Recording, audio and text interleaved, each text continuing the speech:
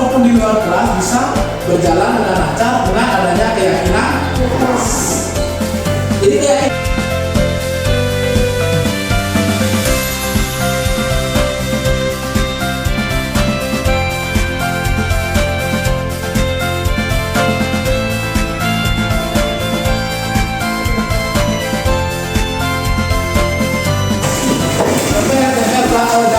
jangan berebutkan satu-satu.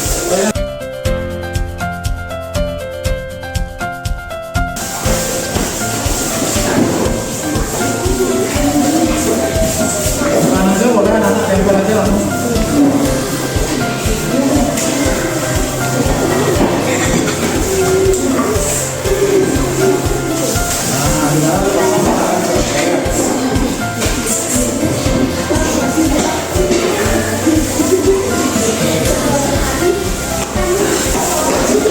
Nah, setuju untuk meyakini ini ya, karena ini bukan berasal dari Bapak, tapi ini berasal dari kalian sendiri. Oke, jadi sekarang kita sudah punya keyakinan kelas kita adalah Pak.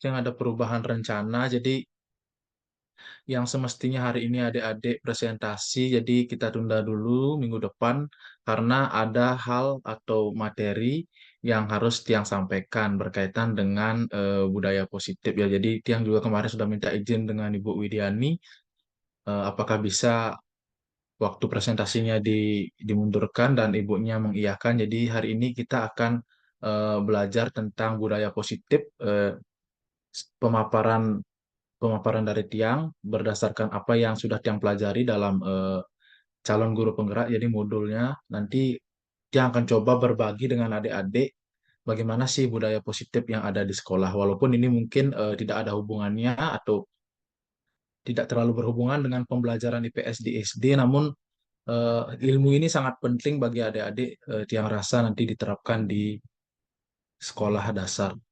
Oke, sebelum kita mulai kegiatan, mari kita berdoa terlebih dahulu. Silakan siapa yang mau memimpin doa.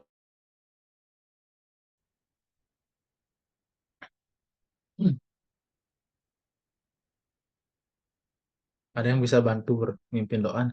Oh iya, silakan kita. Baik, terima kasih atas kesempatan yang diberikan kepada saya. Baik rekan-rekan semuanya, sebelum kita memulai pembelajaran IPS pada sore hari ini, alangkah baiknya kita memulai dengan doa. Doakan sang pimpin menurut agama dan kepercayaan kita masing-masing, berdoa dimulai. Berdoa selesai. Waktu saya kembalikan ke Bapak. Terima kasih.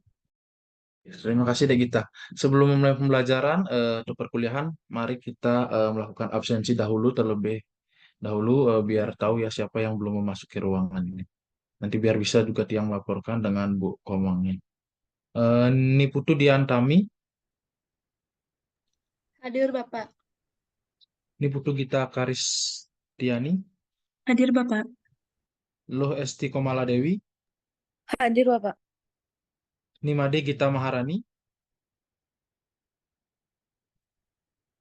Hadir Bapak. Oh udah ada.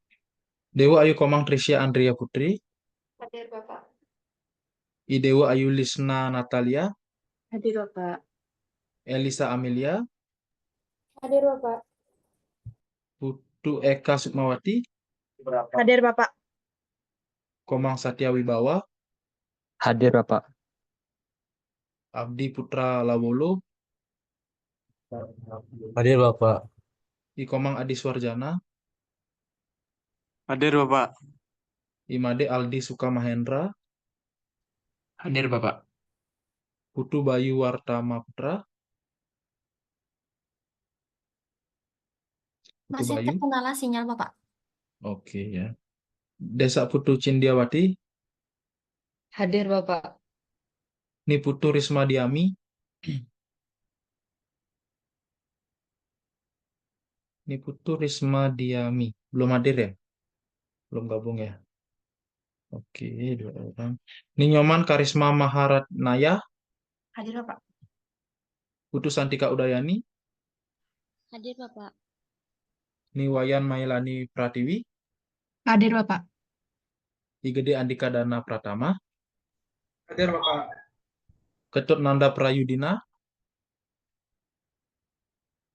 Ketut Nanda Sakit, Pak. Sakit, Pak. sakit. Oh, izin berarti ya? Tidak ikut perkuliahan Iya, ya? Pak. Oke.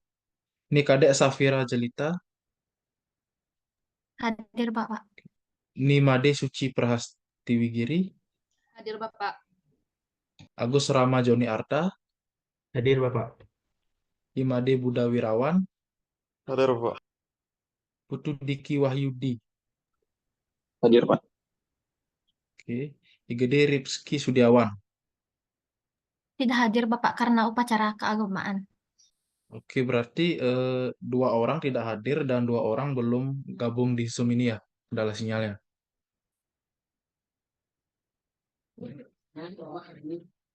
Oke, adik-adik, kita mulai saja ya untuk mempersingkat waktu. Tiang izin share screen.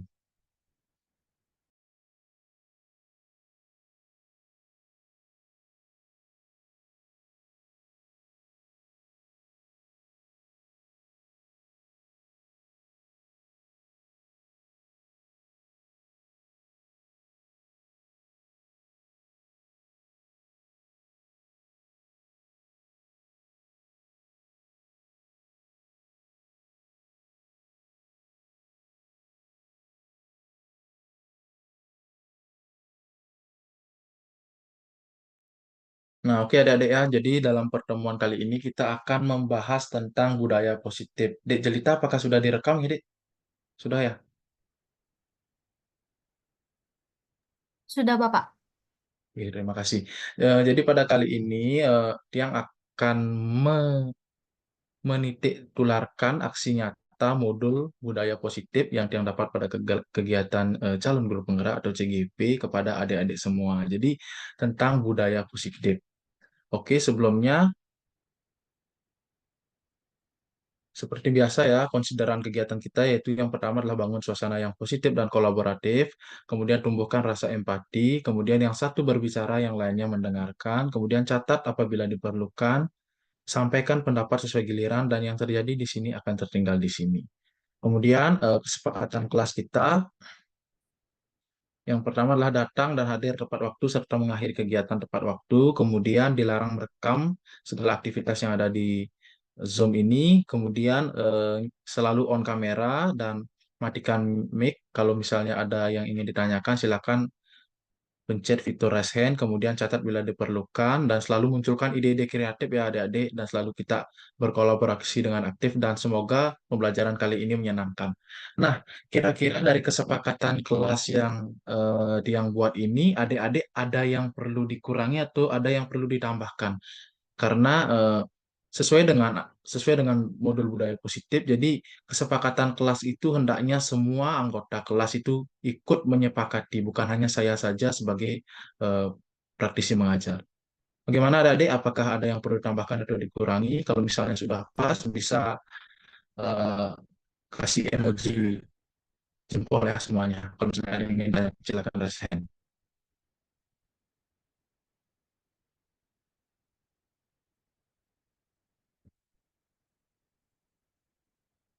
Oke, ya berarti sudah pas ya. Oke, kita akan lanjutkan ke materi.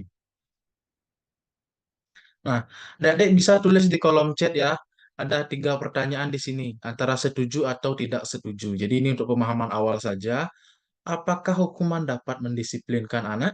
Kira-kira coba tulis di kolom chat S atau TS.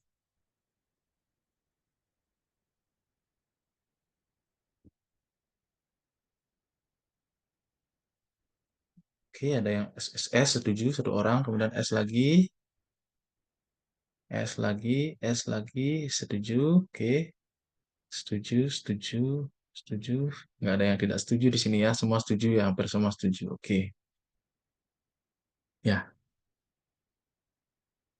oke, jadi semuanya di sini hampir menyetujui ya, apakah hukuman dapat mendisiplinkan anak-anak. Jadi nanti kita akan cari tahu jawabannya ya. Kemudian pertanyaan kedua, apakah pemberian hukuman dengan hal positif seperti membaca atau membersihkan sekolah dapat meningkatkan disiplin anak? Silakan untuk pertanyaan nomor 2, bisa ditulis setuju atau tidak setuju.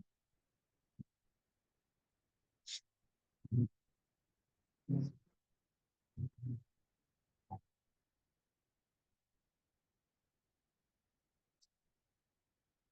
lagi-lagi ya, kembali semuanya kompak ini ya, kelas kelas I mungkin memang kompak semuanya, setuju ya jawabannya. Oke, pertanyaan ketiga. Pertanyaan ketiga, memberi penghargaan dapat meningkatkan motivasi belajar anak. Nah, apakah dengan memberi penghargaan, misalnya dijanjikan anaknya, nah, kalau kamu dapat ranking satu, nanti Bapak belikan sepeda atau Bapak belikan HP, gitu misalnya. Apakah itu dapat meningkatkan motivasi belajar anak? Oke, setuju, setuju. Oke, semuanya setuju ya. Jadi nanti misalnya kalau adik-adik punya punya anak, nanti siap-siap aja ya. Siap-siap mengeluarkan dana untuk memberi penghargaan kepada anak-anaknya kelak nanti. Oke, ya ini hanya sekedar pengetahuan awal ya. Jadi untuk mengetes apakah eh, bagaimana sih pengetahuan adik-adik tentang budaya positif di sekolah itu. Nanti kita akan cari tahu ya apakah hukuman atau penghargaan itu sebenarnya dapat mendisiplinkan atau meningkatkan motivasi belajar anak. Oke, jadi adapun konsep utama dalam budaya positif yaitu disiplin positif dan nilai-nilai kebajikan yang pertama, kemudian teori motivasi, hukuman dan penghargaan, yang ketiga keyakinan kelas, yang keempat kebutuhan dasar manusia dan dunia berkualitas, yang kelima adalah restitusi, maaf ya salah ketik, restitusi, lima posisi kontrol kita sebagai seorang guru, yang keenam adalah restitusi juga yaitu penerapan segitiga restitusi. Nah, oke kita akan mulai dengan ya sebelum mulai materi pertama mungkin ada dua orang yang bisa bantu bantu Tiang Niki untuk kita mencoba mensimulasikan kegiatan yang ada di slide. Silakan yang mau membantu raise hand atau mungkin nanti bisa Tiang tunjuk. Boleh. Ada yang mau bantu adik-adik kira-kira? Ayo kita berpartisipasi aktif dalam pembelajaran ini. Ayo. Atau Tiang tunjuk aja ya. Tiang tunjuk satu orang coba kalau gitu ya.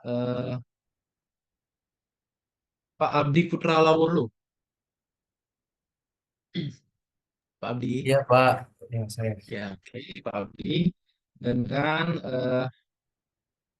Desa Putu Cindrawati. Oke, berapa ya? Jadi Pak Adi ini berperan sebagai si B dan Bu Desa Putu berperan sebagai si A. Jadi kita ibaratkan Bu Desa Putu ini mempunyai, oh bukan Bu ya, adik Desa Putu, maaf kebiasaan ya. Adik Desa Putu ini memiliki sebuah benda yang berharga di dalam kepalan tangannya. Jadi Dek Putu bisa bayangkan, Dek Desa Putu bisa bayangkan apapun itu yang paling berharga ada di dalam genggaman tangannya Dek Putu.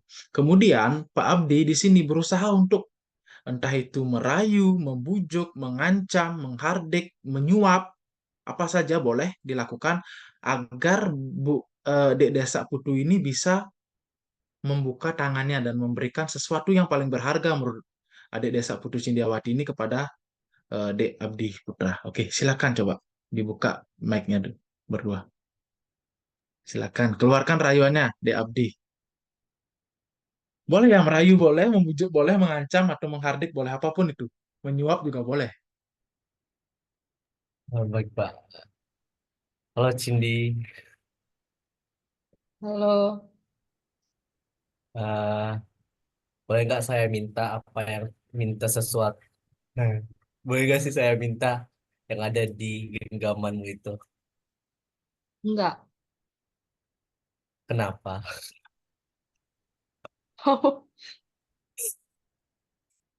Kenapa nggak boleh? Soalnya ini kan berharga untukku. Oh, kalau boleh tahu itu apa sih? Rahasia. Cuma aku aja yang tahu. Oh.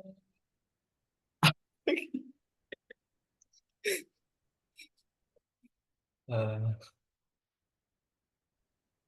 nanti saya kasih sesuatu juga deh kalau kamu bagiin apa yang ada di gem tanganmu. Apa contohnya? Eh,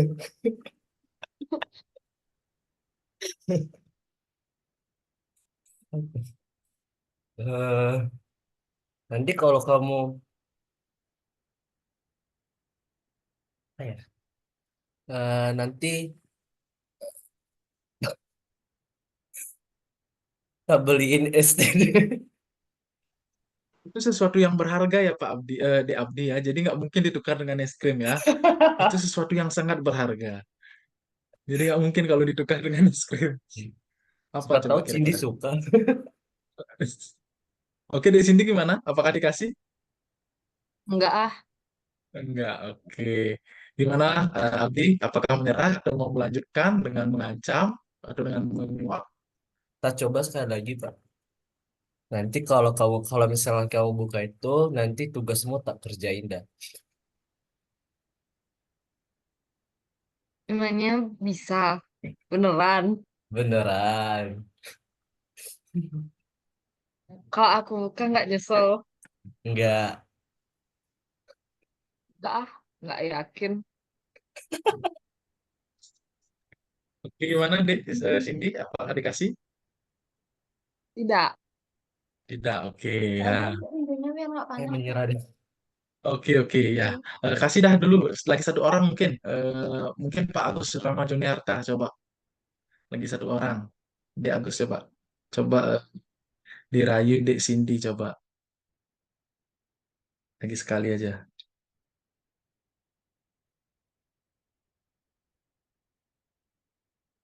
Ayo, Agus Rama Juniarta.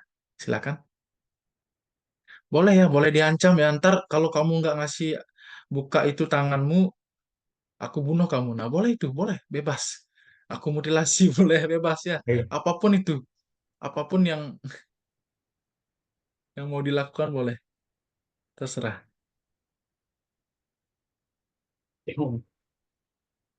Ini, Iya. kau boleh tahu nggak isi di tangan kamu itu? Enggak. Kenapa enggak? Kenapa? Kenapa enggak? Kasih tahu dong. Ini rahasia. Nggak boleh ada yang tahu.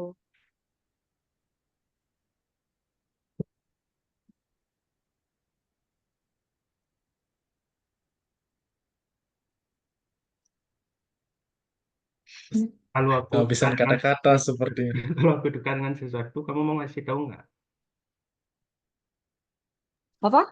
Kalau aku tukar dengan sesuatu, kamu mau ngasih tahu nggak? Mau tukar pakai apa? Kamu maunya apa?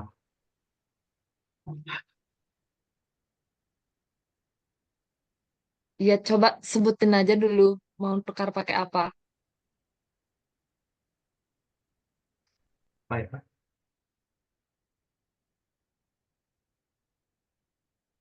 Kalau aku tukar dengan uang, kamu mau nggak? Berapa?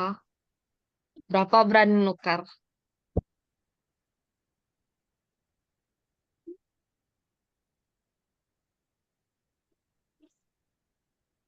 Seharga UKT Aku mau kamu tanya, satu Dek Agus. semester lah. Boleh nggak? Berapa?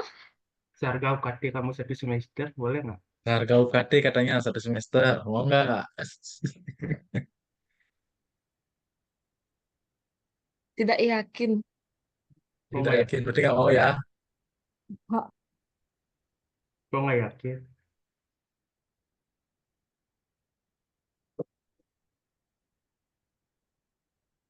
Oke, oke, ya, oke. Oke, kita stop dulu ya. Jadi, terima kasih Agus Rama dan Abdi. Nah, jadi, Dek Cindy ini sepertinya menyimpan sesuatu yang sangat berharga dalam kepala tangannya, sehingga dari tadi tidak ada yang berhasil merayunya. Eh, Coba kalau boleh tahu, Dek Cindy, kira-kira dalam kepala tangannya itu ada apa sih? kosong, Pak? Artinya Bukan dong, nggak ya berani. sesuatu yang berharga harusnya. Oke, kosong. Berarti kosong itu merupakan sesuatu yang berharga buat Cindy ya. Nggak apa-apa ya, oke, nggak apa-apa. Tapi gini ya, jadi Tiang sebenarnya mengilustrasikan ini eh, ingin memberitahukan konsep bahwa sebenarnya diri kita sebagai manusia adalah orang yang paling bisa mengontrol diri kita sendiri. Jadi tidak ada orang lain yang bisa mengontrol diri kita sendiri. Kalau kita mau bilang A ya A, kalau kita mau bilang B ya B. Jadi mau itu dirayu, mau itu dibujuk, mau itu diancam atau disuap, diri kita lah tetap yang memegang kontrol kita sendiri. Nah, ini yang menjadi kesalahpahaman banyak para pendidik dewasa ini adik-adik ya. Karena adanya beberapa miskonsepsi dalam paradigma teori kontrol ini. Yang pertama, ilusi. Ilusi bahwa guru itu bisa mengontrol murid.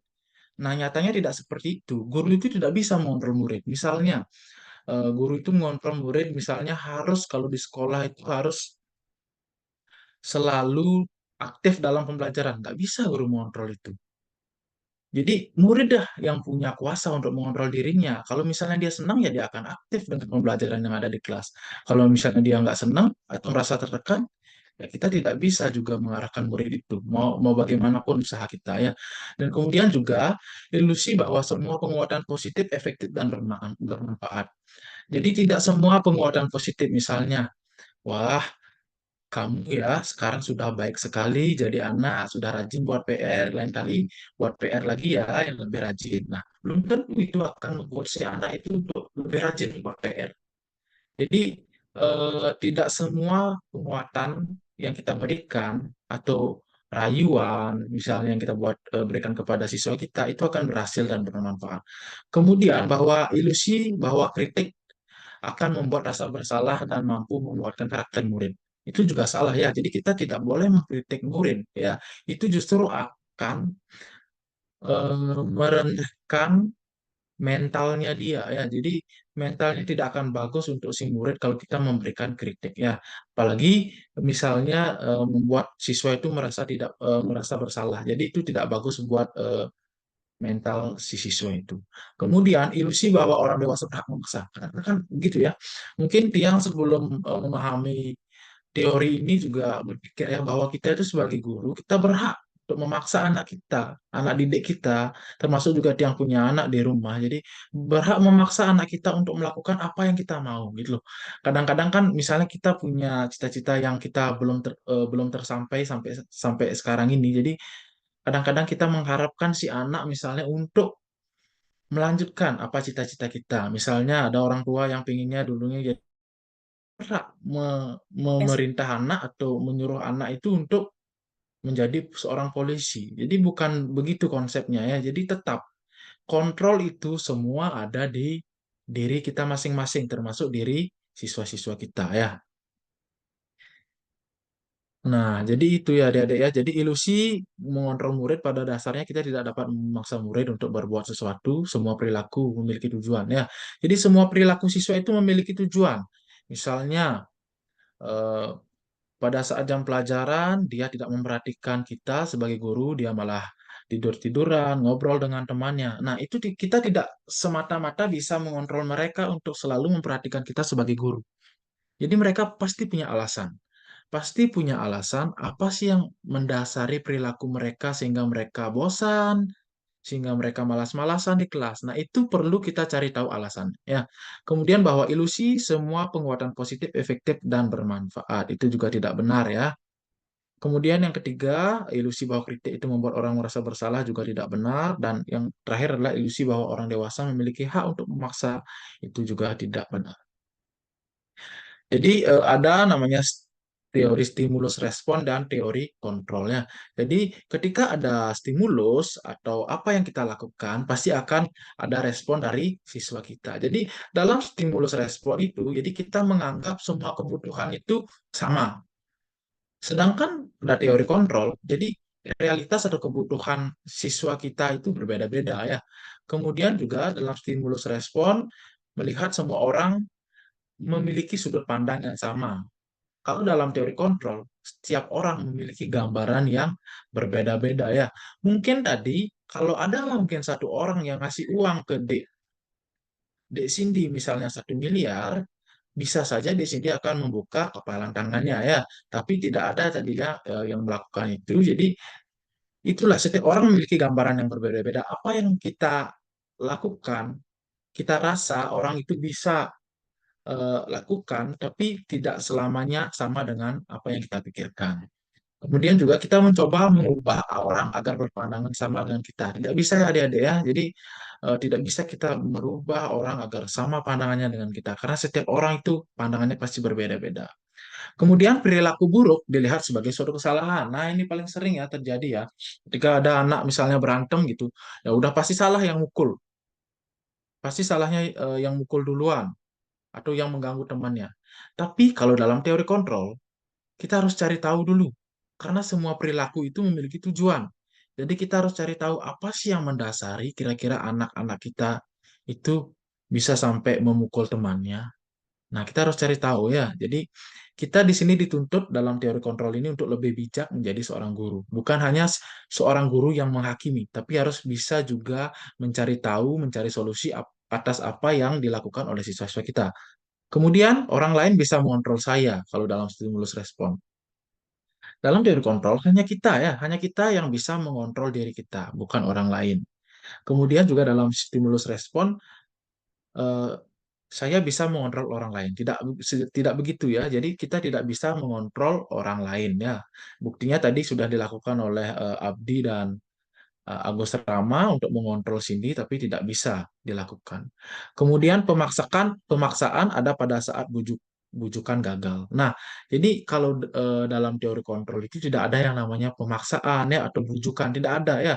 Misalnya seperti tadi kita misalnya merayu Cindy, kita bujuk dulu, kita kasih uang atau kita bayarin UKT-nya atau misalnya kita ajak jalan-jalan, kita belikan es krim.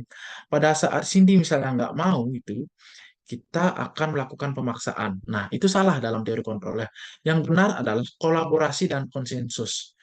Jadi kita harus menyepakati dulu apa sih yang Cindy mau, apa sih yang kita mau, baru kita bisa mencari solusinya ya. Karena dalam teori kontrol, win-win solution itu sangat penting ya. Jadi tidak ada menang kalah ya, harus semuanya menang. Itu ya kalau dalam teori kontrol dan perbedaan teori kontrol dengan stimulus respon. Nah, kita lanjut ke materi yang pertama tentang disiplin positif dan nilai-nilai kebajikan.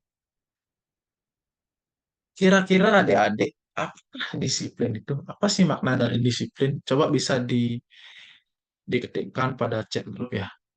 Disiplin itu apa sih kira-kira? Bisa dideskripsikan misalnya dengan 3 kata atau 2 kata.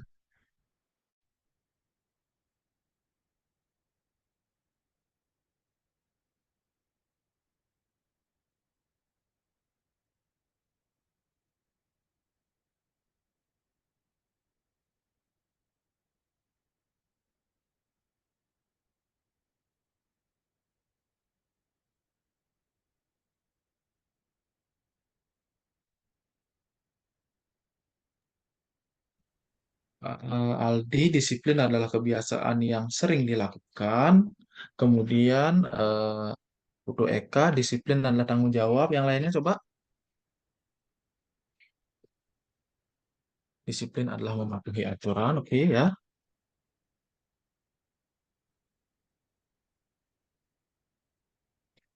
Disiplin adalah mematuhi aturan, kemudian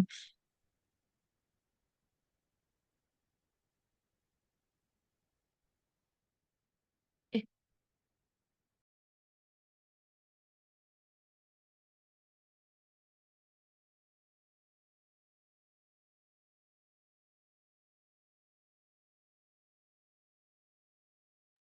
disiplin adalah taat akan peraturan, disiplin adalah kesadaran, oke.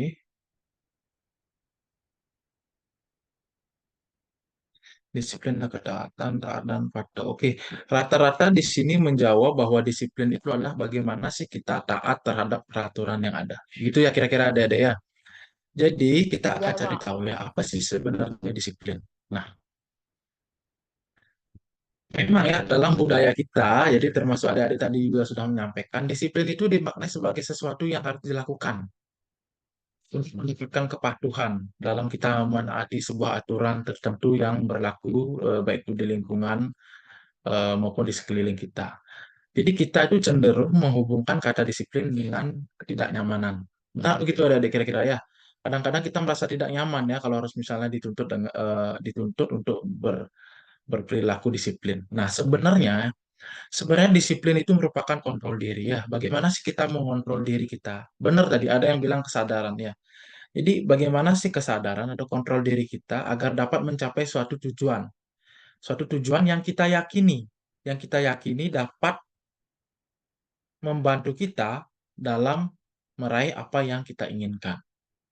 Jadi disiplin itu sebenarnya bukan taat pada aturan ya. Jadi kita tidak perlu sebenarnya membuat aturan untuk mendisiplinkan anak-anak. Tapi bagaimana kita nanti akan mengajarkan, bagaimana kita akan menjadi teladan bagi anak-anak, bagaimana kita akan membuat anak-anak itu sadar betapa pentingnya disiplin bagi diri mereka sendiri. Oke. Nah, ini ya adik-adik ya, identitas gagal ya.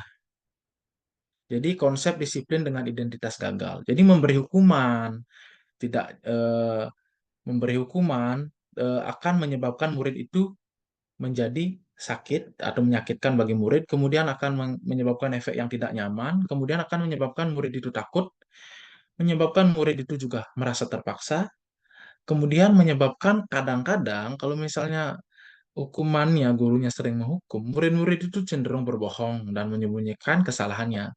Dan kemudian murid menjadi rendah diri. Oke, jadi kita dapat ya jawaban yang tadi ya.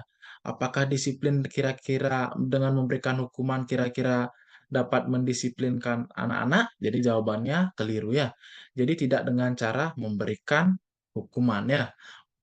Hukuman itu walaupun hukumannya positif atau misalnya negatif sama saja ya. Yang namanya hukuman adalah hukuman. Jadi tetap itu akan berefek yang tidak baik untuk siswa kita. Kemudian penghargaan. Penghargaan ini juga tidak efektif ya. Jadi merusak hubungan, mematikan kreativitas, hukum dengan sistem ranking, merampas hak dan menghargai dirinya sendiri. Makanya ya dalam kurikulum Merdeka ini tidak ada yang namanya ranking ya, karena itu akan merusak mental siswa ya. Siswa yang tidak dapat ranking bisa saja dia mungkin merasa malu atau merasa rendah diri ya. Jadi penghargaan sama sekali tidak efektif dalam meningkatkan kedisiplinan siswa. Sama juga misalnya ya, oh iya nanti kalau misalnya kamu buat PR atau misalnya kamu paling aktif di kelas, Bapak kasih bintang. Nah, itu juga tidak akan efektif anak-anak. Iya, kalau misalnya gurunya tetap bisa memberi bintang. Kalau misalnya seandainya tiba-tiba suatu hari gurunya tidak sekolah dan gurunya tidak bisa memberikan bintang kepada si anak itu, apa yang akan terjadi? Apakah dia tetap akan aktif di dalam pembelajaran atau dia malah cenderung tidak aktif karena tidak ada lagi penghargaan. Nah, itu ya. Jadi penghargaan tidak dapat meningkatkan motivasi dan hukuman juga tidak dapat meningkatkan disiplinnya. Jadi pertanyaan 1, 2, dan 3 yang tadi di awal kita sampaikan itu, adik-adik jawab itu, semua jawabannya adalah tidak setuju harusnya ya. Jadi tidak benar bahwa hukuman bisa meningkatkan disiplin dan penghargaan bisa meningkatkan motivasi siswa. Jadi ini merupakan sebenarnya pengetahuan baru ya, bukan bagi adik-adik ya, bagi Tiang juga sendiri ini merupakan pengetahuan baru. Karena mungkin kalau Tiang tidak ikut program guru penggerak ini Tiang tidak akan tahu ya, karena Tiang dulunya yang tahu tuh memang cuma konsep hukuman ya, hukuman itu tidak boleh dilakukan. Tapi kalau penghargaan sebenarnya masih sering Tiang lakukan di sekolah ya. Jadi setelah tahu teori ini, jadi Tiang sudah stop semua bentuk penghargaan kepada siswa ya. Boleh melakukan penghargaan, tapi ada syarat-syaratnya. Nanti kita akan pelajari di belakang. Kemudian kita lanjut saja.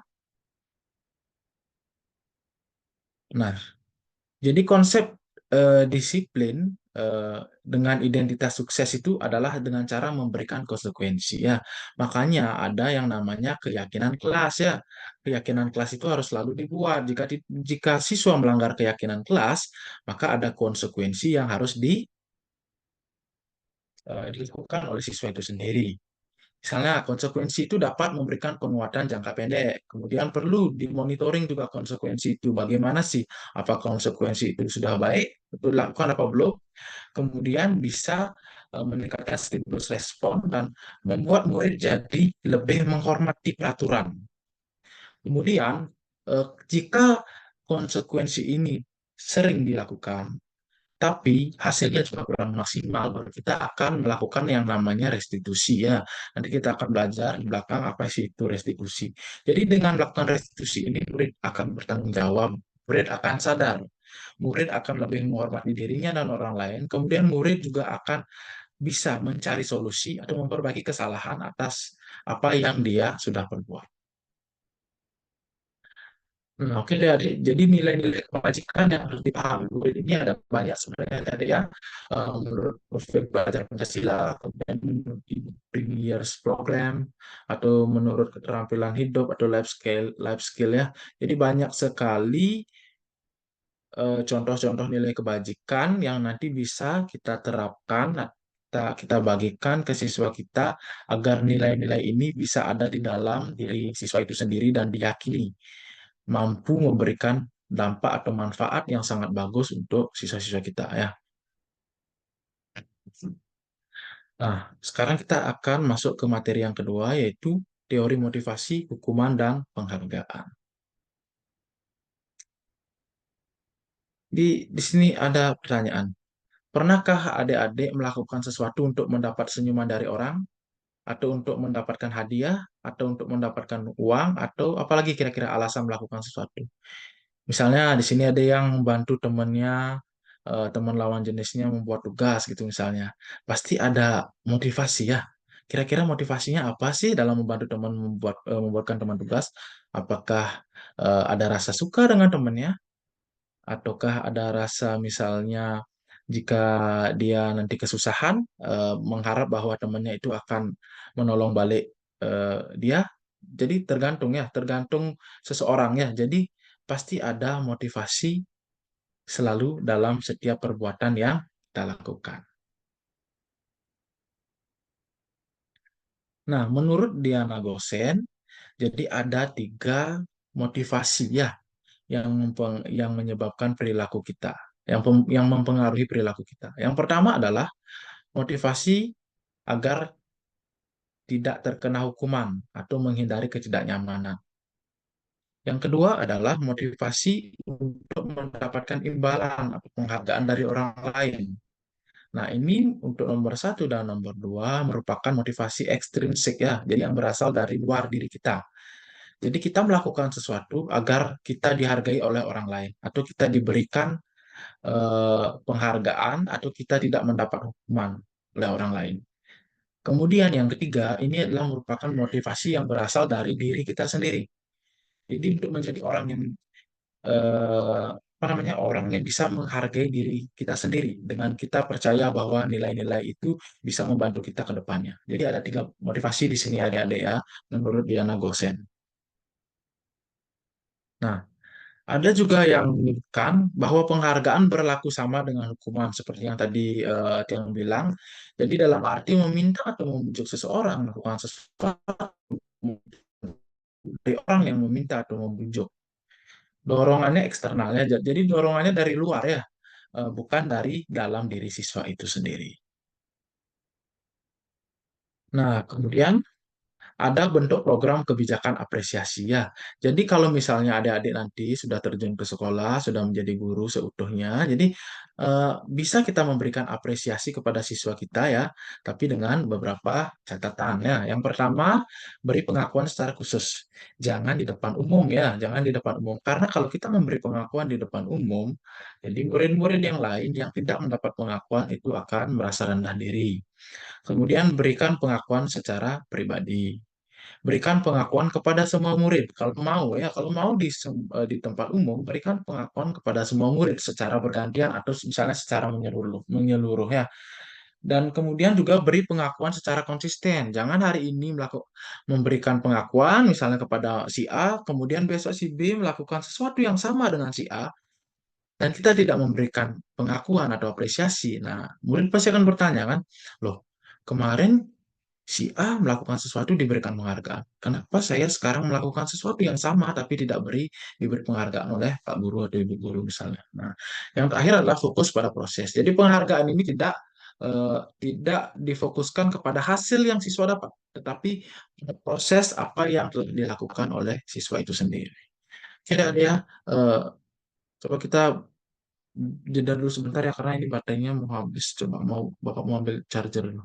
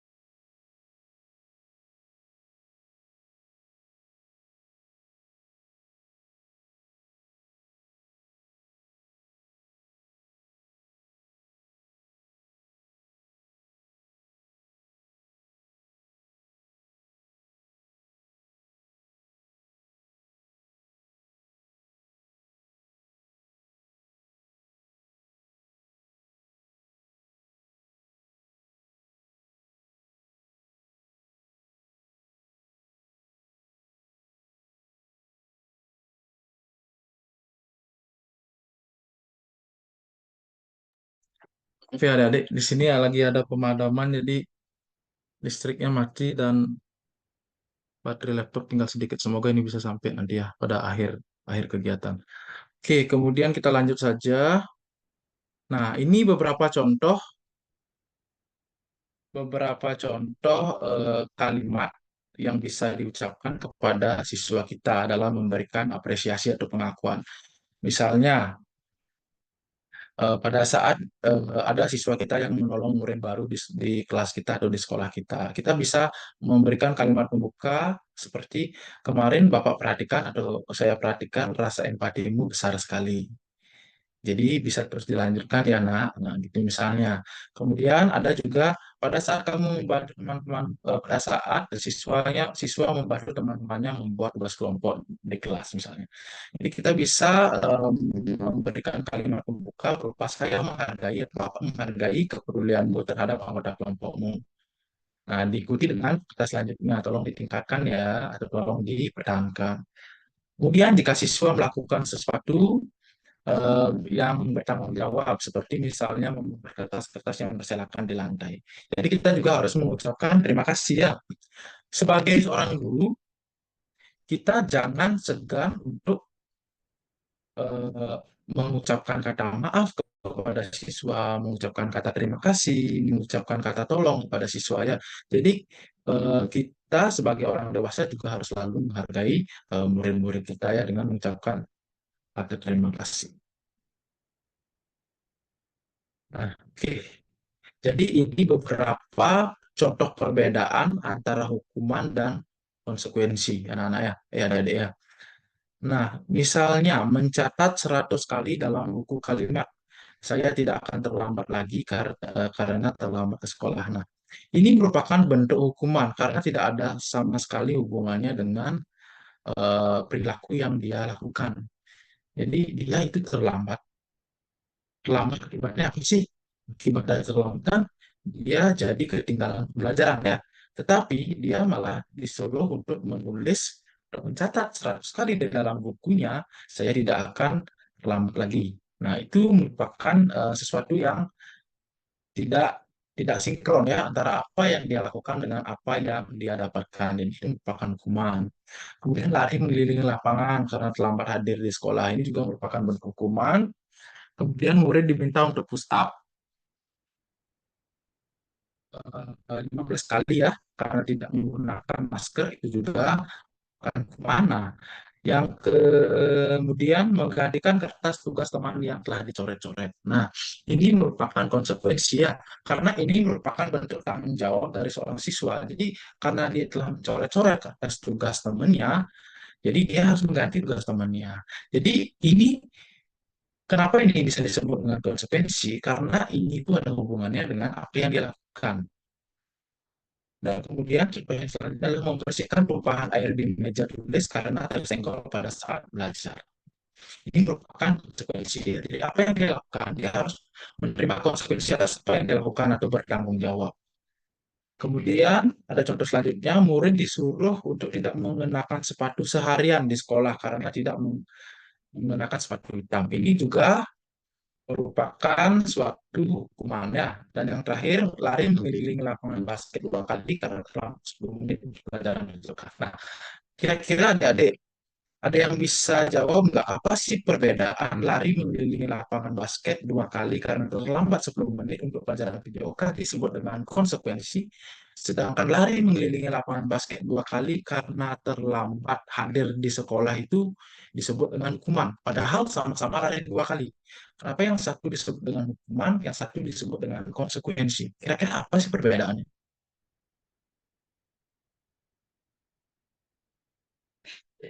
Kira-kira apa sih perbedaannya adik-adik? Ada yang bisa menjelaskan? Atau mungkin yang duduk saja ya.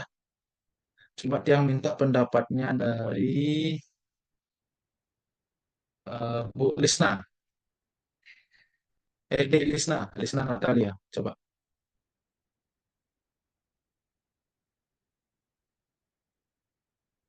Halo di Lisna, bisa di open mic mungkin. Mohon maaf Bapak, jadi pertanyaannya kan apa perbedaan dari lari mengelilingi lapangan dan 12 kali. 12 kali. Enggak gini. Ya. Nah, di sini kan ada dua contoh ya, Dek ya, Dek Lisna ya. Jadi di sini yang berdua ini lari mengelilingi lapangan basket 2 kali karena terlambat hadir di sekolah. Ini disebut sebagai hukuman. Kemudian yang paling terakhir ini paling bawah lari mengelilingi lapangan basket 2 kali karena terlambat 10 menit untuk pelajaran PJOK. Padahal ini sama-sama lari keliling lapangan basket 2 kali. Tapi kenapa yang di bawah disebut sebagai konsekuensi, yang di atas disebut dengan kira-kira apa sih yang membedakan antara hukuman dan konsekuensi? Jadi menurut pendapat saya seperti ini, Bapak. Kan konsekuensi, menurut saya pribadi ya, kan karena konsekuensi mungkin di sebelum pembelajaran Nike sudah ada kesepakatan kelas. Jadi seperti kontrak kuliah, jika terlambat 15 menit akan berlari 2 kali lapangan basket.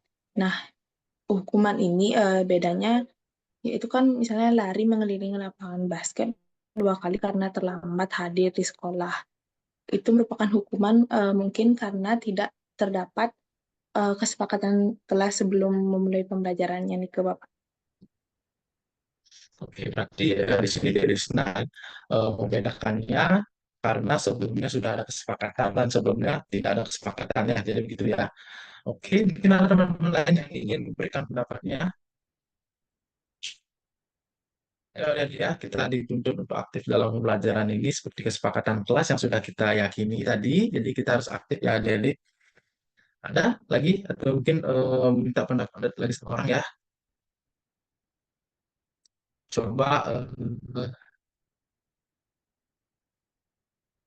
coba Dek kita Karistiani.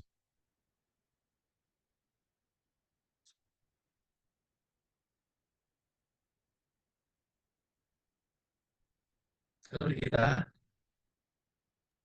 Baik, hadir Bapak. Mungkin ya. di sini sedikit ingin berpendapat mengenai pertanyaan tadi. Kenapa yang satunya disebut dengan hukuman dan juga satunya disebut dengan konsekuensi? Mungkin antara hukuman dan konsekuensi itu menurut saya terletak pada fokus tujuan dan aksinya saja, Bapak. Mungkin di sini jika hal tersebut dikatakan dengan konsekuensi, itu merupakan akibat dari langsung dari perbuatannya yang telah dilakukan. Makanya ada konsekuensi yang harus dilakukan akibat perbuatan yang telah ia lakukan. Kemudian sedangkan hukuman itu merupakan sesuatu yang dijatuhkan kepada orang tersebut karena juga sesuatu perbuatan, Bapak. Mungkin sekian dari saya. Terima kasih. Makasih kita. Oke ya. Jadi gini sebenarnya adik-adik ya. Jadi antara konsekuensi dan hukuman perbedaannya adalah konsekuensi mungkin ya seperti yang dijelaskan tadi oleh Lisna, bisa saja konsekuensi itu berdasarkan kesepakatan, tapi kalau pada kasus ini kita lihat contohnya mengelilingi lapangan basket 2 kali karena terlambat hadir di sekolah. Oke, jadi tidak ada hukuman, tidak ada hubungan ya antara perbuatan yang siswa lakukan dengan apa yang harus dia terima. Dia terlambat hadir di sekolah, otomatis dia akan terlambat untuk mengikuti kegiatan-kegiatan pembelajaran. Jadi kenapa harus dihukum mengelilingi lapangan basket 2 kali? Itu tidak ada hubungannya. Berbeda dengan yang paling bawah. Dia telat 10 menit pada jam pelajaran PJOK. Kalau jam pelajaran PJOK biasanya dia telat 10 menit itu mungkin besar lari ya. Jadi itu konsekuensi yang didapatkan karena perbuatannya itu memang sesuai perbuatan itu atau konsekuensi yang dia lakukan sesuai dengan perbuatan yang dia lakukan. Jadi itu perbedaannya ya, adik-adik ya. Jadi hukuman itu sebenarnya tidak nyambung dengan perbuatan yang siswa lakukan, sementara konsekuensi adalah ada di sana relevansi antara perbuatan dan konsekuensi yang dilakukan. Oke, kita lanjut dulu ya. Nah, ini perbedaan antara hukuman dan konsekuensi ya, adik-adik. Jadi, kalau hukuman itu bisa menyakitkan, sama seperti tadi. Kalau konsekuensi, sesuatu yang harus terjadi ya. Mungkin nanti bisa yang bagi aja ini, kita lanjut dulu. Nah, restitusi.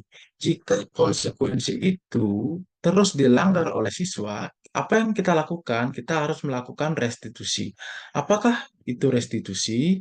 Restitusi adalah proses menciptakan kondisi bagi siswa kita untuk memperbaiki, sadar akan kesalahan yang mereka lakukan, kemudian mereka memperbaiki, sehingga mereka bisa kembali pada kelompok mereka dengan karakter yang lebih kuat.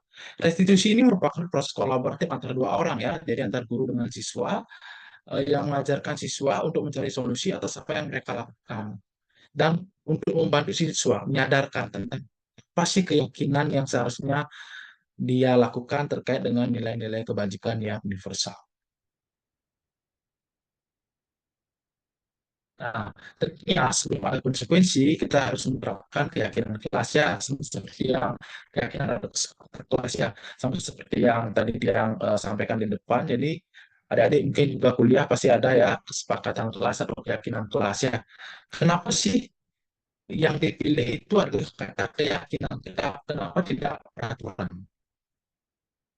Nah, jadi ada perbedaan di sini ya. Jadi kalau peraturan itu mungkin tidak datang dari siswa itu sendiri. Jadi peraturan itu datang dari guru atau datang dari sekolah. Jadi itu merupakan motivasi eksternal, bukan motivasi internal, bukan dari kesadaran siswa ya. Jadi peraturan itu seakan-akan siswa harus menaati, bukan atas dasar kemauannya. Beda dengan keyakinan dan kesepakatan. Kalau keyakinan akan menimbulkan motivasi intrinsik ya. Jadi apa yang mereka mereka sadari atau mereka yakini dalam diri mereka sendiri bisa mereka lakukan dengan baik. Maka dari itu disebut dengan keyakinan kelas. Nah, dalam sehari-hari mungkin kita ada pernah berpikir ya, kenapa sih kita mematuhi peraturan menggunakan helm saat mengendarai sepeda motor? Mungkin di sini ada yang bisa menjawab ya pertanyaan ini. Kira-kira mengapa sih kita mematuhi peraturan menggunakan helm pada saat mengendarai sepeda motor di jalan? Apakah misalnya karena takut ditilang polisi atau takut kecelakaan atau yang lainnya? Mungkin oke, silakan Delisna. Izin menjawab, Bapak. Mengapa Iya. kita mematuhi peraturan mengenakan helm saat mengendarai sepeda motor di jalan? Nah, menurut saya tentunya safety-nya Bapak itu yang pertama ya, agar kita misalnya kita terjatuh atau kecelakaan, agar kepala kita terhindar dari benturan seperti itu, Bapak. Kedua juga kita mematuhi peraturan berlalu lintas, Bapak. Oke, ya. Nah, misalnya ini kita sudah memakai helm, kemudian kita juga sudah mengendarai motor, membawa apa namanya, membawa surat-surat dengan lengkap, tapi tetap juga tidak ada penghargaan bagi kita. Apakah kita akan tetap menggunakan helm?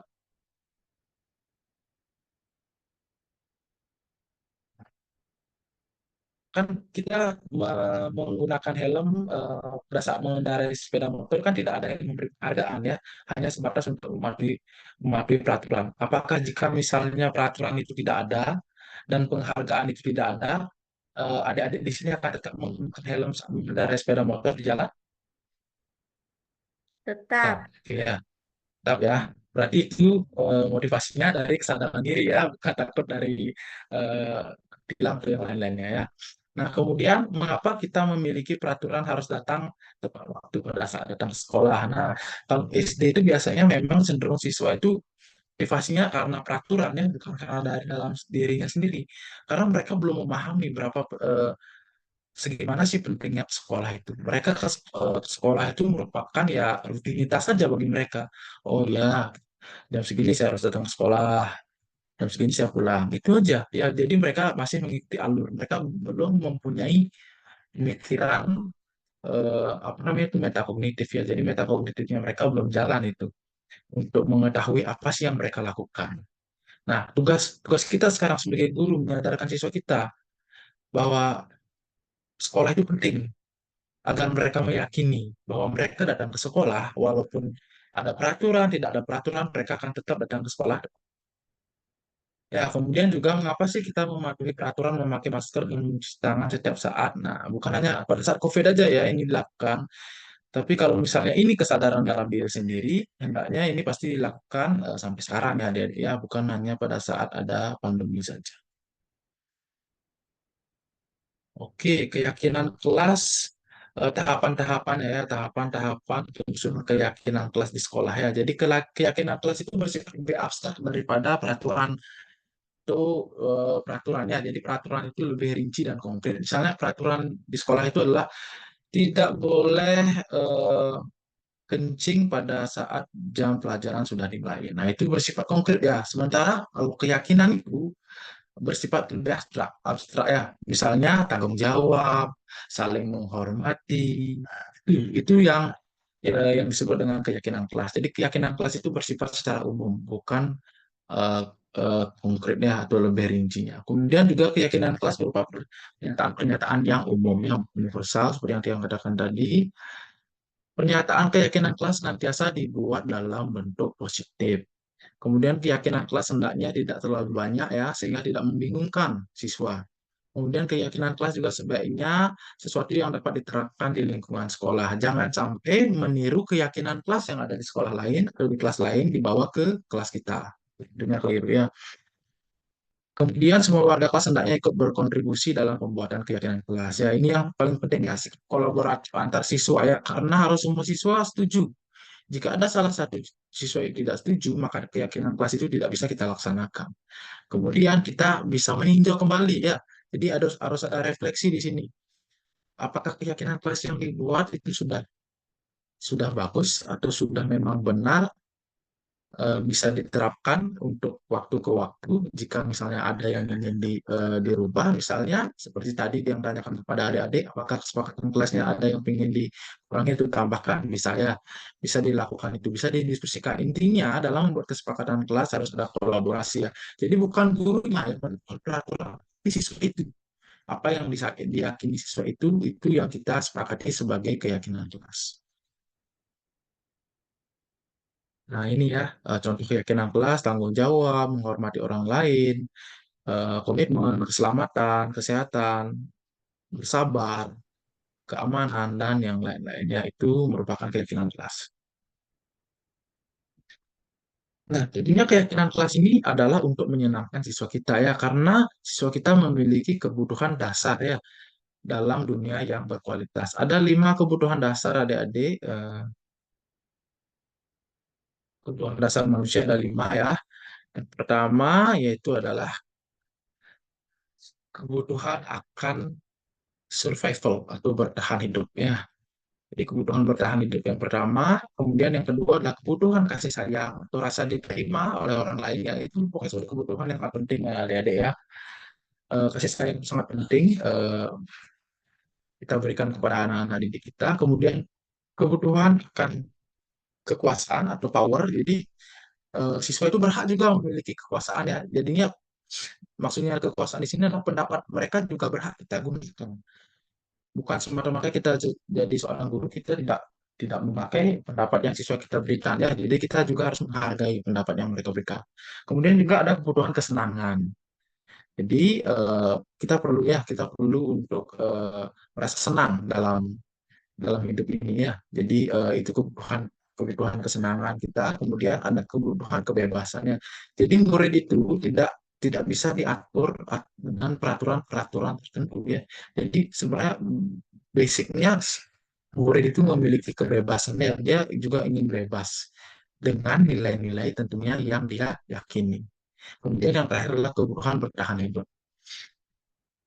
Ini sebenarnya adik-adik ya yang bikin sulit menjadi seorang guru ya, apalagi guru SD di era sekarang ini. Karena di satu sisi memang aturan-aturan itu tidak diperbolehkan ya, tetapi kita juga harus di jalan yang benar gitu, dengan bagaimana sih cara kita sebagai guru memberikan kebebasan kepada siswa tapi tetap pada jalur yang benar. Bagaimana kita memberikan kekuasaan kepada siswa kita tapi eh, tetap pada rel-rel yang ada ya, aturan-aturan juga ya. Jadi ini yang sulit nanti ada pada saat di SD, pada saat sudah menjadi guru. Tapi mudah-mudahan juga kita semua dengan materi hari ini bisa melaksanakannya ya, bisa melaksanakan dan praktekkan apa yang sudah kita pelajari nanti pada saat kita sudah menjadi seorang guru. Nah, ini penting ada dia. Jadi ada yang namanya restitusi. Jadi di sini dalam menghadapi suatu masalah, masalah yang dilakukan oleh siswa ada namanya 5 posisi kontrol. Bagaimana sih kita bersikap terhadap siswa kita? Bagaimana kita mengambil posisi terhadap apa yang dilakukan siswa kita? Di sini ada 5 posisi kontrol yang harus adik-adik ketahui ya. Jadi apa itu 5 posisi kontrolnya? Oke. Yang pertama adalah sebagai seorang penghukum. Jadi seorang penghukum itu cenderung memiliki nada yang tegas dan galak ya, dan menggunakan hukuman fisik atau verbal dan tidak peduli apapun alasan siswa itu, tidak peduli. Misalnya seperti tadi, kamu terlambat, jadi kamu harus lari keliling lapangan 2 kali. Gitu. Jadi itu adalah ciri-ciri seorang guru yang memposisikan dirinya sebagai seorang penghukum. Kemudian ada juga yang nomor 2 adalah membuat orang merasa bersalah. Jadi pada posisi ini, guru itu cenderung biasanya dia menggunakan suara yang lembut agar siswanya kasihan dengan dia. Ya, jadi menggunakan kata-kata yang mengena di hati siswanya. Misalnya, siswa itu tidak membuat PR. Jadi guru itu akan berkata, kamu kenapa sih nak? Kenapa sih kamu tidak membuat PR? Kamu tidak kasihan dengan ibu. Kalau kamu tidak membuat PR, bagaimana nanti ibu mengisi nilai kamu di sini? Nah, otomatis murid itu akan merasa bersalah ya. Kalau kamu tidak membuat PR, bagaimana ibu akan mengisi nilai kamu dan bagaimana ibu akan mempertanggungjawabkan nanti kepada kepala sekolah? Tidak kasihan dengan ibu. Ibu bingung sekali ini. Nah, gitu misalnya. Itu merupakan posisi guru, dia sebagai pembuat orang merasa bersalah. Jadi di sini muridnya akan justru merasa tidak enak dengan gurunya ya. Kemudian yang ketiga adalah posisi sebagai teman. Jadi posisi sebagai teman ini adalah posisi ya bagaimana selayaknya teman. Jadi kita membantu siswa kita. Contohnya misalnya ada seorang guru BK mendapati muridnya telat masuk sekolah. Jadi jika posisinya sebagai teman, dia akan berkata, hei, kenapa sih kamu telat? Kamu telat bangun lagi ya. Oke, kalau telat bangun lagi, besok jangan dibilang ya, ya sudah masuk kelas lagi. Nanti bapak atau ibu bantu untuk ngurus absennya. Nah, itu sebagai teman itu, menolong ya. Jadi ada juga kelemahannya sebagai teman. Kalau misalnya gurunya yang sebagai teman ini tidak ada, jadi muridnya ya pasti nanti akan kelabakan ya. Entah itu murid yang ketemu dengan posisi guru sebagai penghukum, ataupun buat orang merasa bersalah, atau yang lain sebagainya. Kemudian yang keempat adalah posisi guru sebagai pemantau. Pada posisi pemantau ini, guru mengawasi ya, dia mengawasi tindakan siswa dan memberikan konsekuensi atas siswa yang apa yang siswa dilakukan. Jadi kalimat pembukanya bisa seperti ini. Ibu perhatikan akhir-akhir ini kamu sering telat ya, nak. Oke, karena kamu telat, kamu tahu kan aturan di sekolah ini, kalau kamu telat, jadi kamu harus diam pada saat jam pembelajaran. Kamu sekarang telat 20 menit. Jadi kamu pada saat nanti jam istirahat, kamu harus diam di kelas selama 20 menit untuk menebus kesalahan kamu. Nah, begitu ya. Jadi pemantau ini menerapkan konsekuensi. Selagi dia memantau, dia juga menerapkan konsekuensi yang akan diberikan atau harus dipatuhi oleh siswanya. Kemudian yang terakhir adalah posisi sebagai manajer. Ini merupakan posisi tertinggi ya sebagai seorang guru. Jadi seorang guru itu hendaknya memiliki posisi sebagai seorang manajer. Jangan sebagai penghukum, jangan sebagai pembuat orang merasa bersalah, jangan sebagai teman, jangan sebagai pemantau. Jadilah manajer sebagai siswa untuk siswa itu sendiri ya. Jadi manajer ini, jadi guru itu merupakan mentor dari siswa. Jadi kita sebagai mentor, kita akan membantu dia dengan pertanyaan-pertanyaan yang mengarahkan siswa itu. Jadi kita akan mengarahkan siswa itu untuk memperbaiki kesalahan dan mencari solusi dengan melakukan atau menggunakan pendekatan segitiga restitusi. Nah, apa itu segitiga restitusi? Kita akan pelajari berikutnya ya, adik-adik ya. Nah, ini beberapa contoh ya, pernyataan-pernyataan. Kemudian posisi kontrolnya apa sih? Nah, misalnya kalau ada pernyataan, saya kecewa sekali dengan kamu. Itu pasti posisi kontrol yang diambil oleh guru adalah membuat orang merasa bersalah. Kemudian yang kedua, kamu tidak pernah belajar. kamu tidak pernah benar melakukannya. Nah, itu merupakan posisi seorang penghukum. Kemudian yang ketiga, ayolah lakukan ibu atau bapak. Nah, ini posisi guru sebagai seorang teman. Kemudian kalau posisi sebagai seorang pemantau, apakah kamu mau mendapatkan stiker bintang hari ini? Nah, itu sebagai seorang pemantau ya adik-adik ya. Kemudian bagaimana kamu bisa menyelesaikan masalah ini? Itu merupakan posisi sebagai seorang manajer. Dan yang terakhir, kamu selalu yang paling terakhir. Nah itu, kalau sudah timbul kalimat seperti itu, berarti gurunya memposisikan dirinya sebagai seorang penghukum. Oke adik-adik, di sini ada video yang bisa adik cermati ya, tentang 5 posisi kontrol.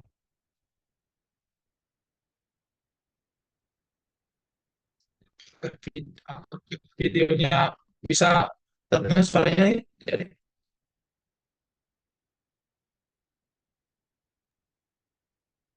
Tidak terdengar, Bapak. Tidak terdengar ya? Oke, sebentar, berarti harus hentikan beberapa di layar ini. Kita ulang lagi.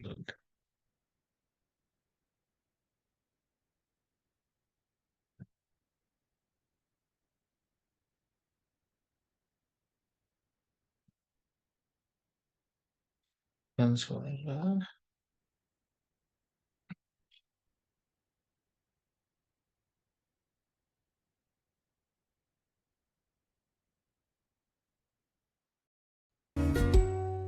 Yang ada di Salam bahagia Ibu dan Bapak guru hebat. Dalam penerapan disiplin positif restitusi, salah satu program yang dikembangkan adalah 5 posisi kontrol. 5 posisi kontrol dalam restitusi adalah proses perjalanan seorang pendidik agar dapat mengenali dirinya. Pada video kali ini, kita akan membahas tentang 5 posisi kontrol yang dikembangkan oleh Diane Goosen dan contoh penerapannya.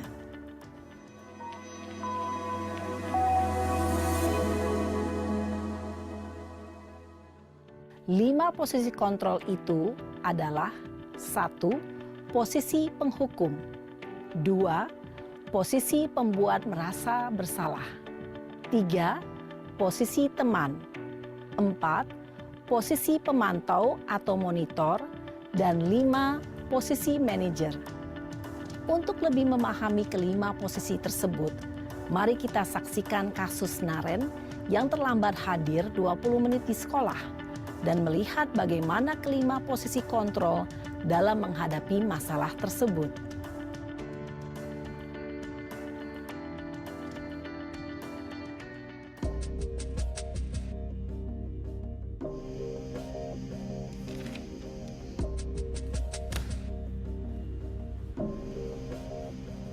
Naren!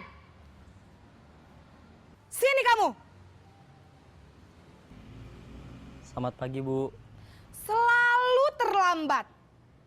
Kamu deh, pasti terlambat. Maaf, Bu. Saya... Apa? Apa coba? Alasan kamu apa lagi? Kapan sih kamu tidak terlambat? Malas sekali ya kamu jadi anak. Saya... Dasar pemalas. Gak kapok-kapok sih kamu.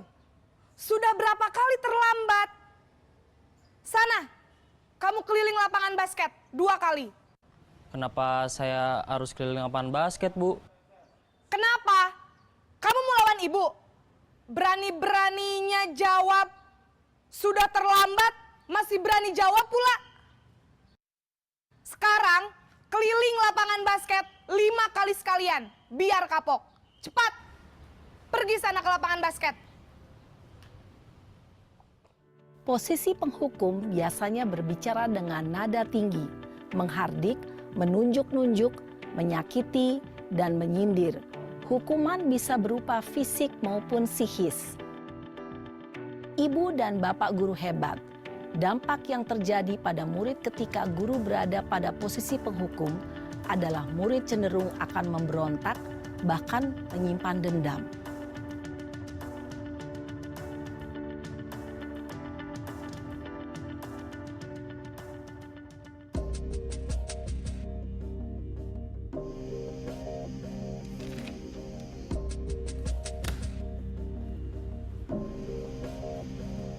Naren!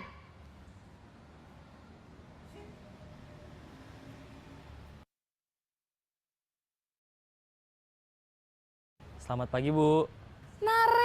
Naren, kamu kenapa terlambat lagi, Nak? Ya Tuhan, Naren. Kamu senang ya bikin ibu susah ya? Kalau kamu terlambat lagi, nanti ibu yang ditegur bapak kepala sekolah, Nak.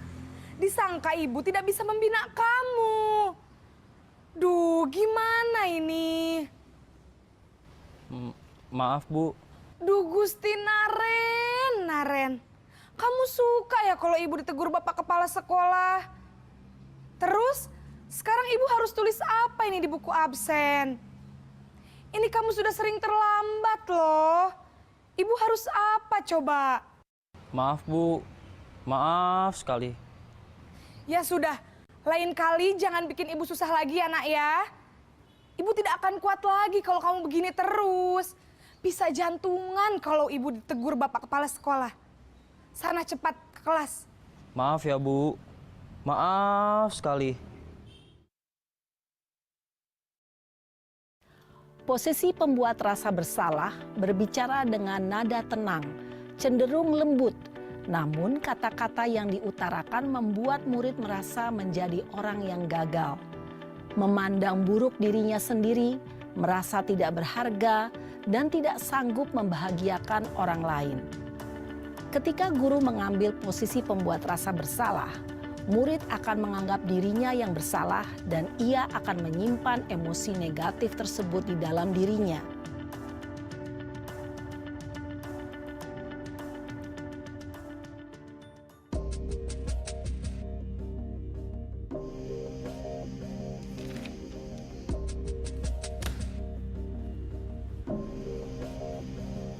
Naren!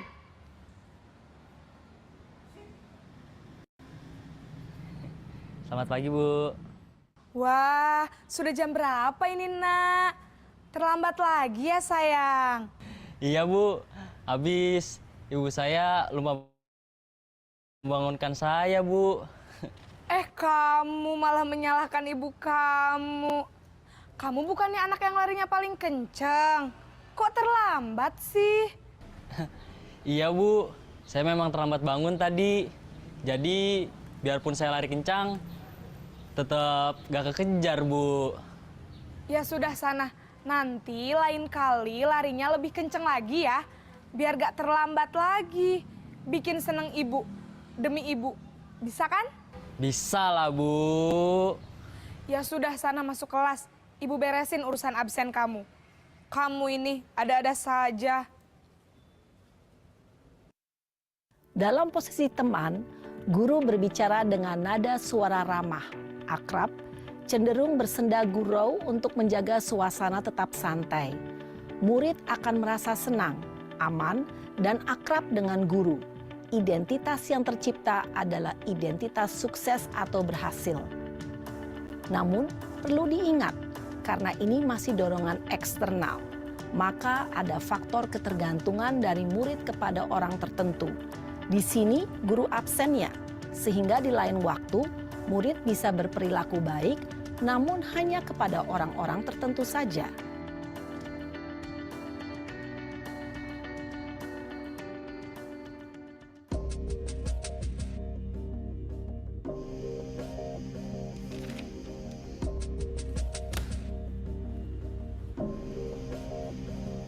Naren!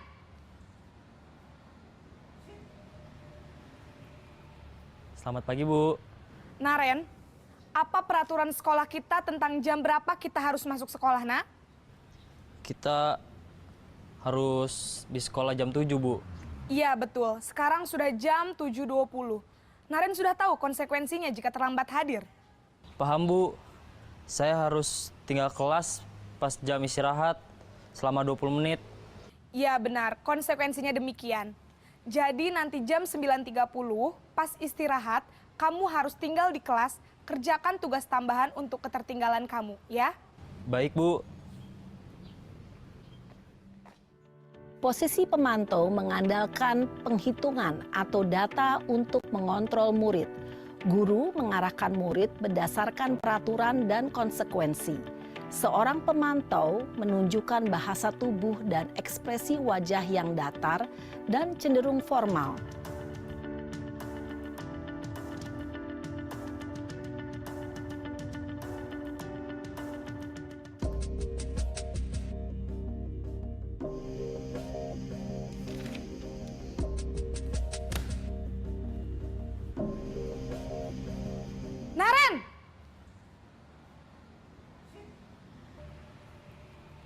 Selamat pagi, Bu.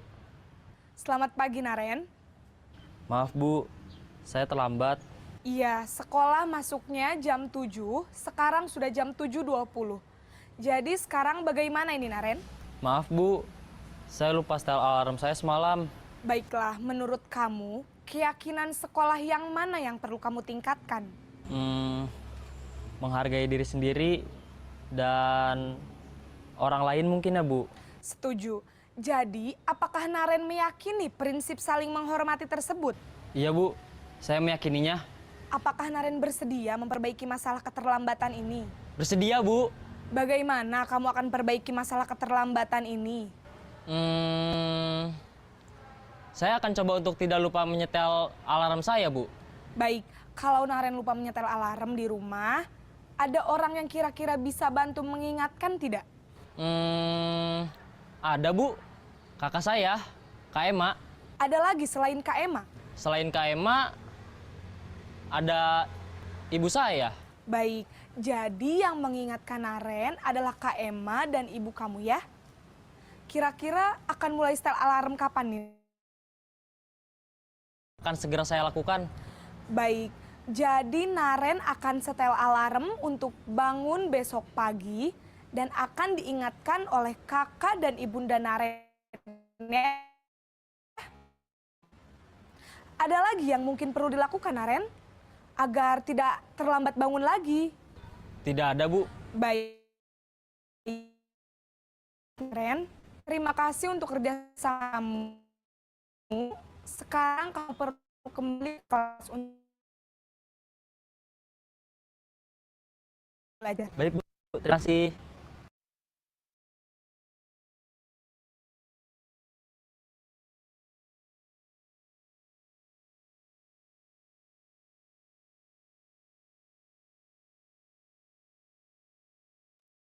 Ya, setelah berarti ya, setelah menonton videonya, jadi bagaimana sih posisi kontrol seorang guru, bagaimana posisi seorang guru sebagai penghukum, sebagai pembuat merasa bersalah, sebagai teman, sebagai pemantau, dan juga sebagai manajer. Nah, kira-kira posisi manakah yang paling bagus untuk diterapkan jika adik-adik menjadi seorang guru? Bisa ditulis di kolom chat ya adik-adik ya. Kira-kira adik mau jadi guru apa nanti? Guru yang mengambil posisi sebagai teman, atau sebagai pemantau, atau sebagai manajer, sebagai penghukum, atau sebagai pembuat merasa bersalah, kira-kira.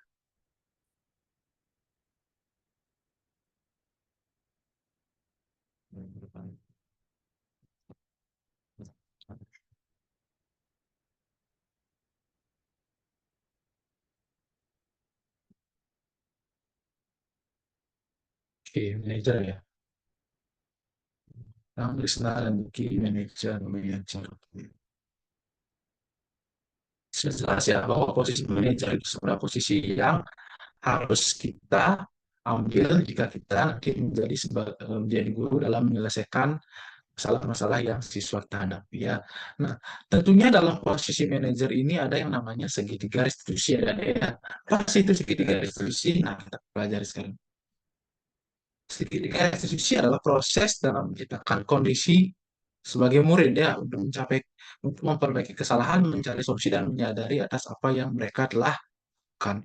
Jadi proses restitusi ini proses dialog ya. Dialog tanya jawab antar guru dan siswa atau murid itu sendiri. Yang pertama yang harus dilakukan adalah menstabilkan identitas. Misalnya ada yang siswa yang berkelahi, misalnya ini antara dua orang, satu orang siswa dan satu orang lain berkelahi. Kita harus menstabilkan dulu identitasnya. Entah itu menstabilkan emosinya mungkin, jadi anak-anak tenang ya. Oke, kenapa melakukan hal seperti ini?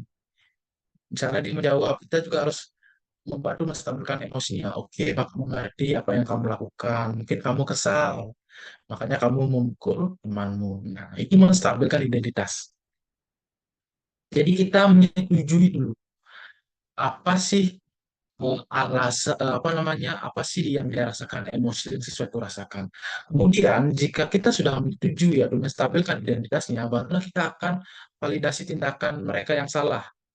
Misalnya setelah itu kita akan tanya, Oke, apakah dengan menyakiti teman atau memukul teman jika kamu merasa emosi, apakah tindakan itu bagus atau tindakan itu baik? Nah, kita tanyakan ya, pasti dia akan jawab tidak baik atau misalnya tindakan yang tidak dibenarkan. Oke, jika kamu berarti sudah mengakui ini, berarti kamu sadar. Kita sadarkan siswa itu sendiri. Kamu sudah meyakini apa yang kamu atau sudah sadar apa yang kamu lakukan itu merupakan tindakan yang salah. Kemudian kita tanyakan lagi tentang keyakinannya, keyakinan siswa kita tentang nilai-nilai kebajikan. Apakah yang kamu yakini? Apakah dirimu memang seperti ini? Apakah dengan memukul teman itu sesuai dengan apa yang kamu yakini dan apa yang kita yakini selama ini?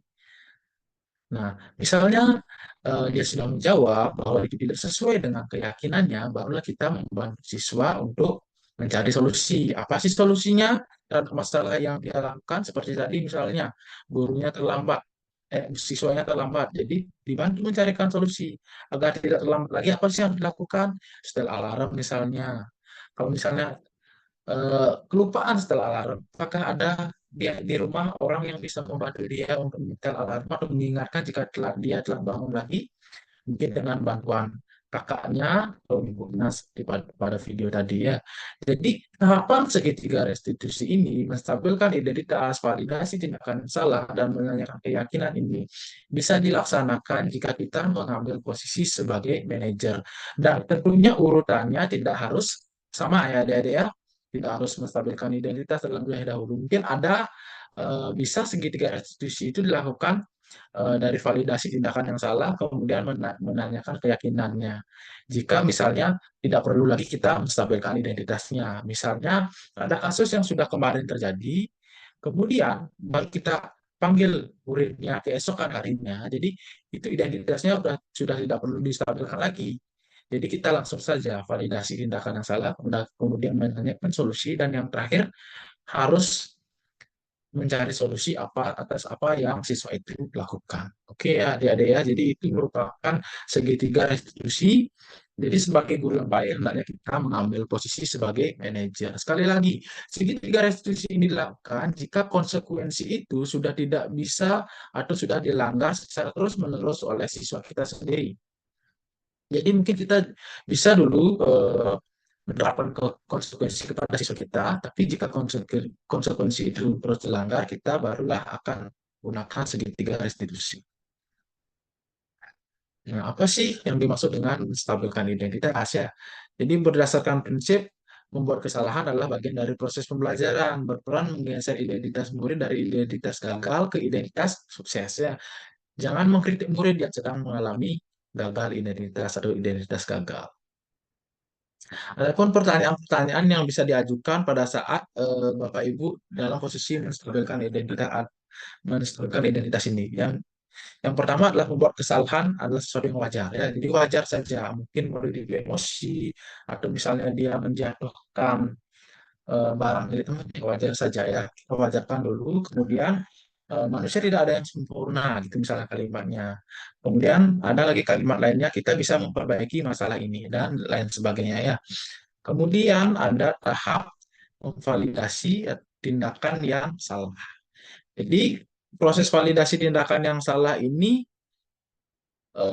bertujuan untuk memenuhi suatu kebutuhan tertentu ya. Guru akan menggeser dari pemikiran stimulus respon menjadi proaktif. Kemudian mengenali dan mengakui kebutuhan murid, dapat memperbaiki hubungan dengan murid. Kemudian juga mengajukan pertanyaan-pertanyaan dengan nada suara yang tidak menghakimi ya, tidak keras, namun tidak menghakimi juga. Ini beberapa contoh pernyataan-pernyataan yang bisa Bapak Ibu adik-adik ajukan nanti kepada siswa-siswa ya, kalau dalam posisi validasi tindakan yang salah. Kemudian yang terakhir adalah menanyakan keyakinan. Jadi menurut teori kontrol, jadi menyatakan bahwa pada dasarnya siswa itu harus termotivasi secara intrinsik ya, bukan dari ekstrinsiknya. Jadi saat perilaku telah divalidasi dan identitasnya sudah stabil, maka murid telah siap untuk mengaitkannya dengan keyakinan. yang dia percayai. Adapun pernyataan-pernyataan yang bisa adik-adik nanti tanyakan atau ajukan kepada siswanya pada saat mengambil peran menanyakan keyakinan.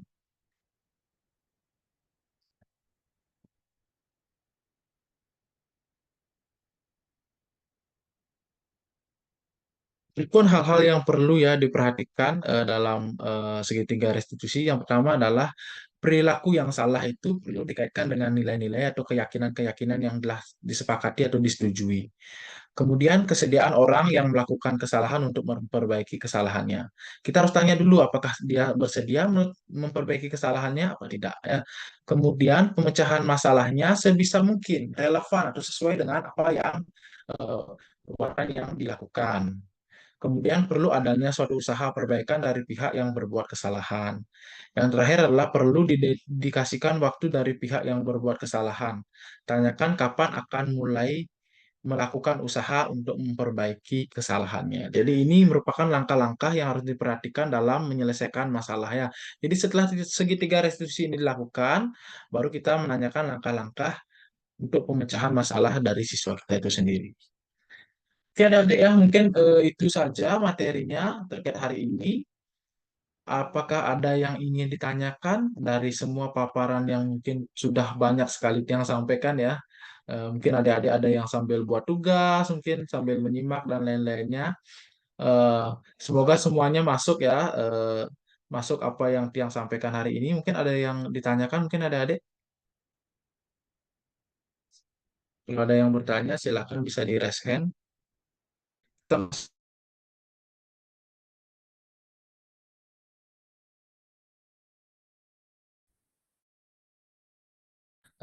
Kalau tidak ada pertanyaan, bisa mungkin kirim emot jempol ya.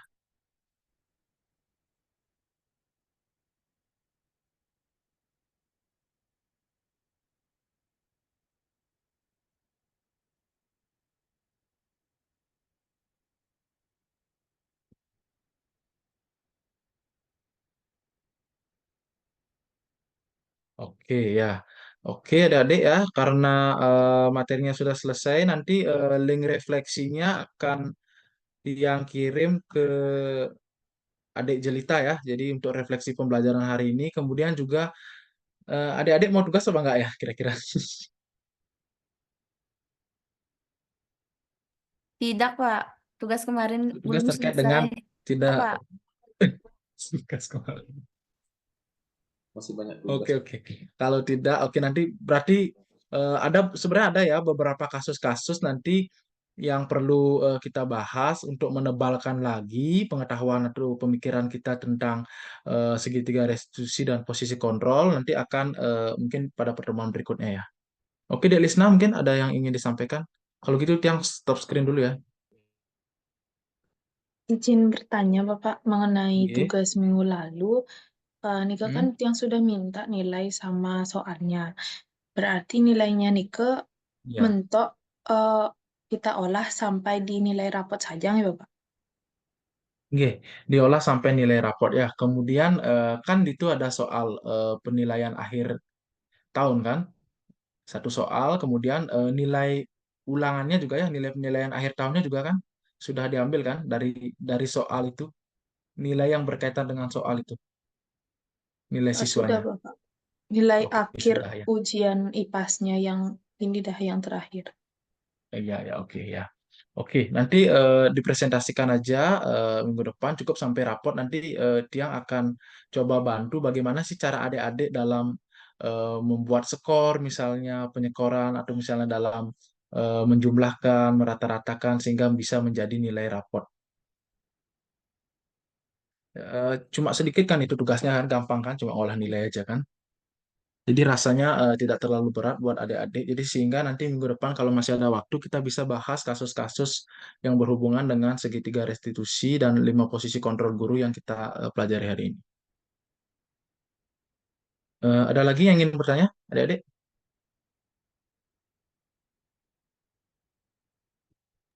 Oke, jika sudah, mohon semuanya kalau bisa di on kamera ya, karena yang ambil foto bersama adik-adik.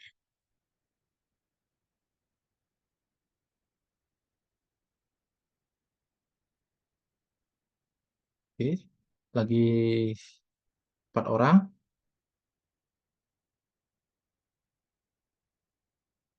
Bu Dian, adik Dian. Saya dari tadi terus ngomong ibu bapak aja kebiasaan dengan teman-temannya.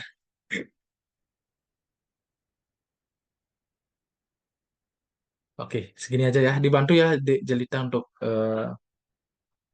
screenshot ya. Jadi kita yang pertama gaya nanjak ya, adik-adik ya, gini ya tangannya ya. Oke. Tuh, 2, 3. Kemudian gaya gini, gaya semangat, semangat. Tangannya gini semua.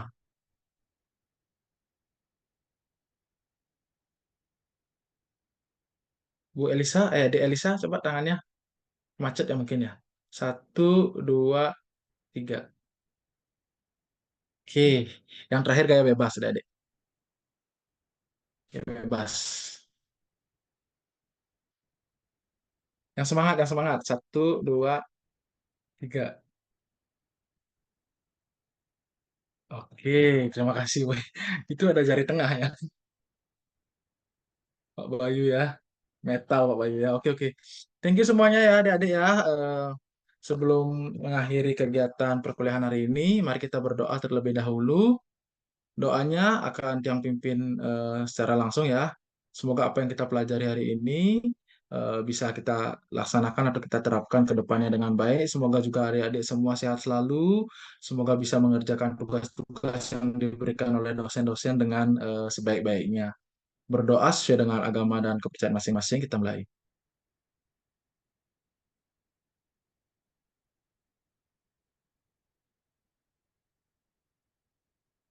Berdoa selesai. Oke, terima kasih semuanya. Selamat sore.